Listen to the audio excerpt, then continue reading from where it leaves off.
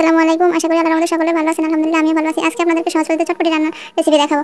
আমি চুলাতে একটি প্রেসার কুকার বসিয়ে দিলাম। তাতে 2 কাপ ডবলিউ ডাল দিলাম। এরপর দিয়ে দিলাম একটি ডিম। এরপর 3টি আলু দিলাম খোসা ছাড়িয়ে এবং পরিমাণ মতো পানি দিয়ে দিলাম। এবার প্রেসার কুকারের ঢাকনাটা আটকিয়ে দিলাম। মিডিয়াম আছে 2টো সিটি দিলাম। এই ফাঁকে ডাল সিদ্ধার ফাঁকে আমি চটপটির জন্য ফুচকাগুলো ভেজে নিচ্ছি।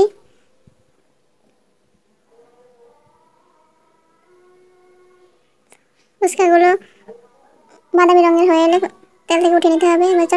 চটপটি তৈরির জন্য আমি অফ ক্যামেরায় সব উপকরণগুলো রেডি করে নিয়েছি। অফ ক্যামেরায় আমি প্রেসার কুকার থেকে অন্য একটি হাঁড়িতে ডালগুলো ট্রান্সফার করে নিয়েছি। এখন ডালের ভিতরে সবগুলো উপকরণ আস্তে আস্তে মিশিয়ে নিচ্ছি।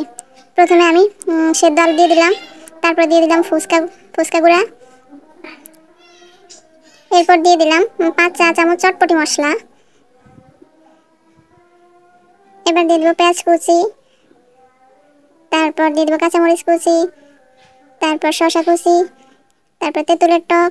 এবার সবগুলো উপকরণ একসাথে ভালোভাবে মিক্স করে নেব।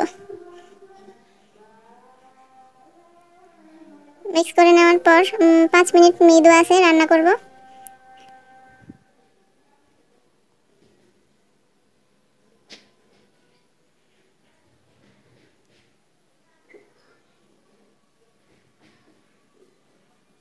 চটপটি রান্না হয়ে গেছে, এখন পরিবেশন করে নিলাম। ওয়াও, অনেক টেস্টি হয়েছে চটপটি। আপনারা বাসায় এভাবে তৈরি করবেন। আমার ভিডিওটি যদি আপনার ভালো লাগে থাকে লাইক কমেন্ট শেয়ার করতে ভুলবেন না। আপনি আমার পরবর্তী ভিডিওটি পাওয়ার জন্য আমার চ্যানেলটিকে সাবস্ক্রাইব করুন। আপনি যদি কাজটি অলরেডি করে থাকেন আপনাকে অসংখ্য ধন্যবাদ। সবাই ভালো থাকবেন, সুস্থ থাকবেন। আল্লাহ হাফেজ।